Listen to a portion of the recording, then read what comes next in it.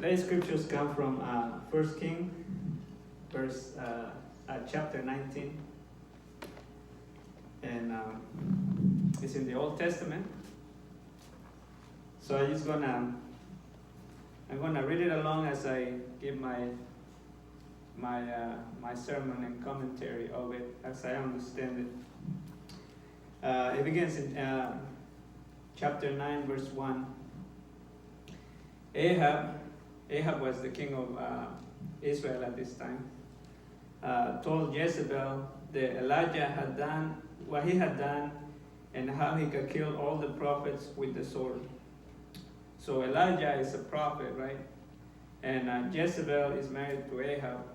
And at this point, what happened before this verse is Elijah had a contest with the prophets of Baal. Baal was an ancient deity that was worshipped in the Middle East back in those days. And Jezebel was followed that religion, right? So she had multiple prophets, the priests. They offer sacrifices to Baal. So Elijah had like a duel with these prophets, right? He said like, let me see what you guys can do, right? So let's set up a sacrifice without fire and see which God will answer and consume the sacrifice with fire.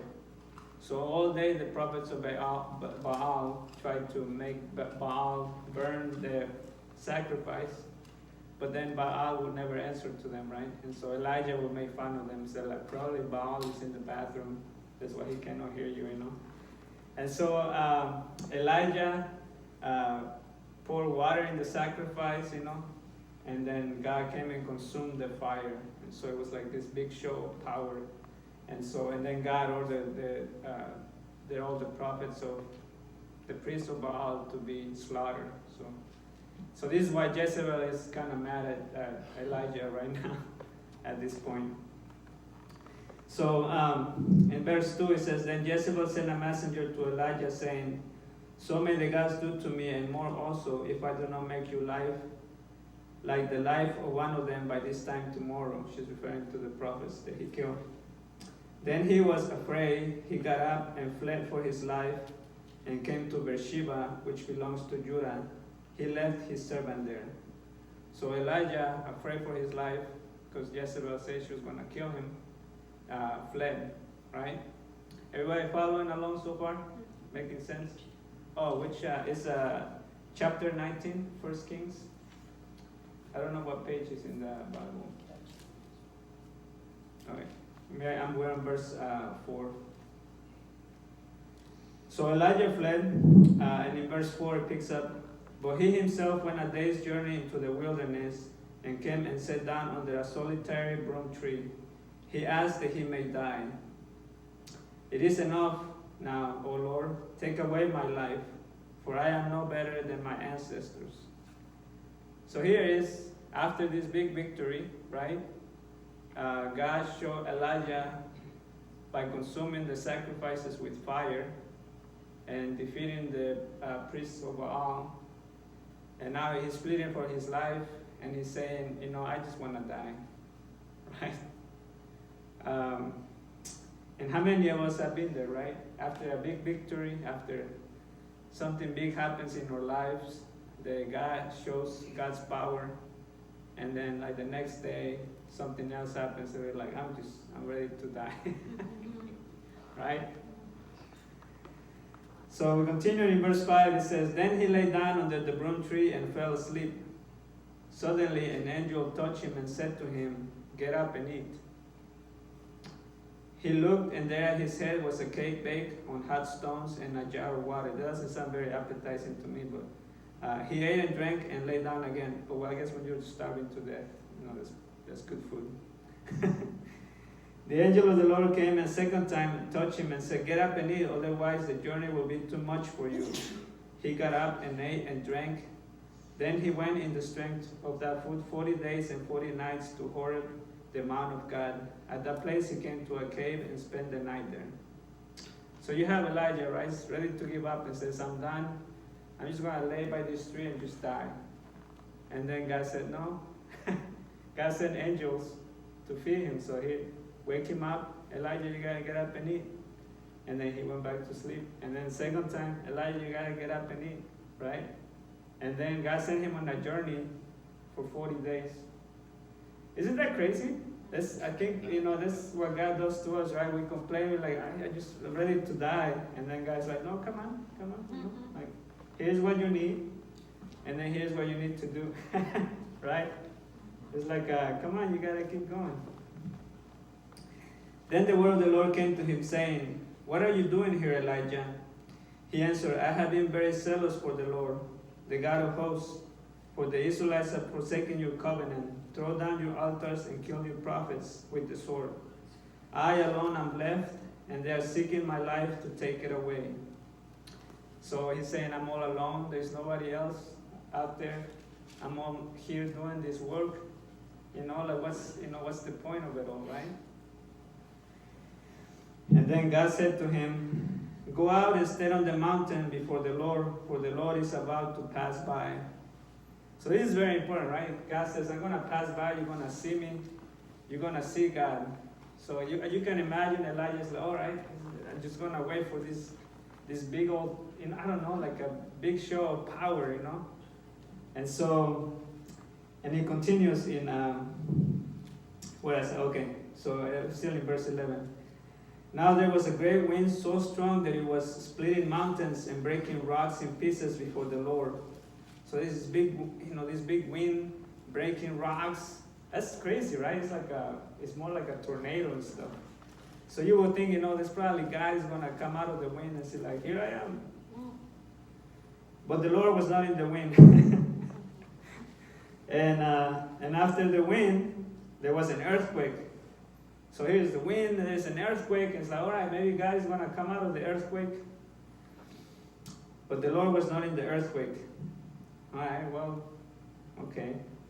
Then after the earthquake, a fire. So you think the fire, God shows up in a fire, the burning bush. When God show up in a fire to consume the sacrifices. But the Lord was not in the fire. All right, so what's going on here, right? And after the fire, a sound of sheer silence. Right? And then Elijah heard it, and he wrapped his face in his mantle and went out and stood at the entrance of the cave. So here it is, right? God is in the sheer silence. Not in the big old wind or earthquake or fire. In the silence. That's where God showed up. And then, you would think God would show up and say, would allow Elijah to ask the first question, right? Or you would think Elijah would say, keep asking questions. No, but then God says, what are you doing here, Elijah? He answered, again, the same answer. I have been very zealous for the Lord,